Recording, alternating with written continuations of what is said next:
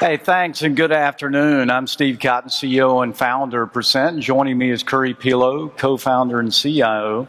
We're honored to be a part of Finovate Spring.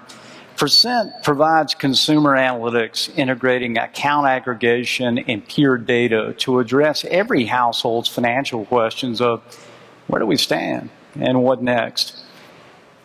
So what's missing from the consumer's perspective from PFM? Quite simply, it's context. Their aggregated data on a standalone basis has no meaning. It's only when we can compare to peers and generate exceptions that we can form conclusions. To provide those answers, Percent has tapped a myriad of public consumer data sources and remapped them to standard account aggregation categories. Let's log into Percent to see how it works. In just 5 clicks, a consumer can be instantly matched to one of 120 peer alternatives for comparison. Our user head of household is in their 40s, which represents 19% of all U.S. households. Does age matter? By clicking the graph icon, we can see the patterns that emerge by age for net worth and savings. Net worth increases with every age group until declining as the 70-plus harvest assets to support their retirement.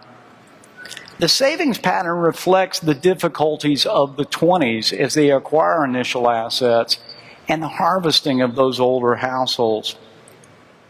Continuing, our user is married, they have children, they're a homeowner with a high school education.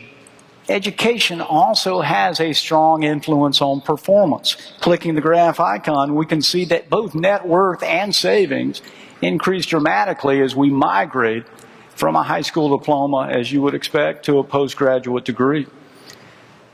Again, all of these variables have an impact on performance. Each graph tells a story, the moral of which is that our performance is often a reflection of our demographics, our opportunities, and our choices.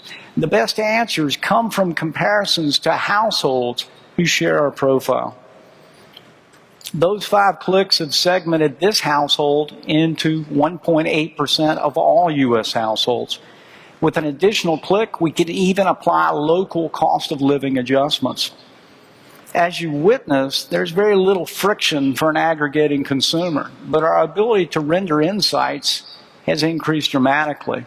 Now we're in a position to address this household's questions or any household's questions of where do we stand and what next. Let's view their analytics. We land at the household summary, and rather than begin with conclusions, let's start at the top, their financial health score. Much like a credit score assesses default risk, the Percent score gauges financial health through 3 key drivers: net worth, cash flow, and risk management.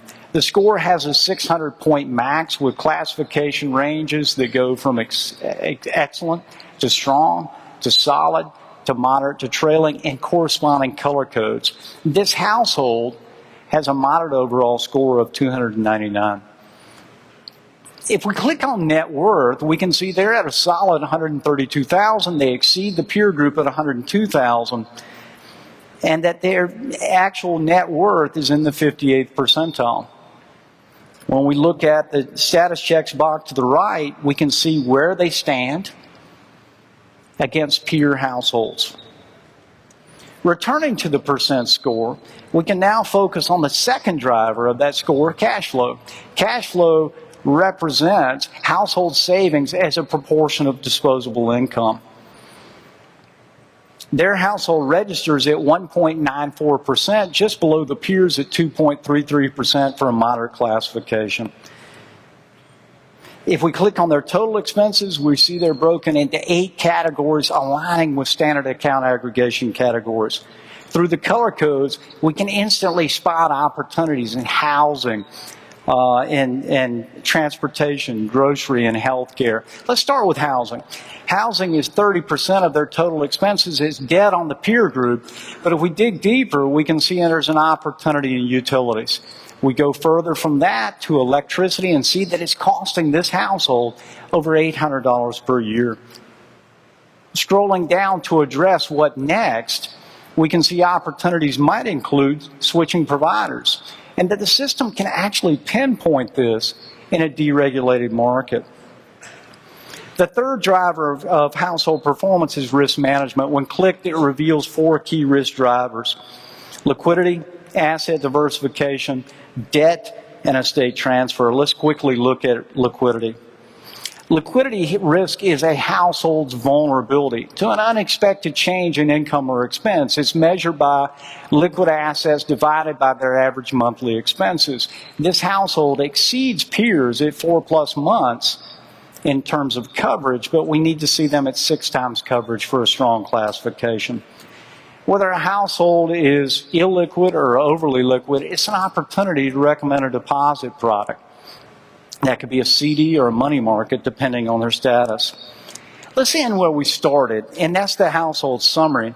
Here, the user can quickly assess where they stand through the percent score and its 3 drivers. And the action plan anticipates the question of what next by prioritizing all opportunities based on score impact and presenting intelligently mapped solutions. Percents analytics dramatically expand the volume of recommendable solutions in PFM. And additionally, the conversion rates could increase as there's less perceived bias with this broader solution base. In sales, I think we all desire the convergence of a decision maker, awareness of their problem, and simultaneous awareness of our solution. Percents analytics guarantee that can occur. There's a fairly common objective in this room of becoming the advisor to financial institutions or to consumers out there. Percents analytics can help us deliver the conclusions that are necessary to do just that. Thank you for your time, and please come see us and see where your household's performance can improve.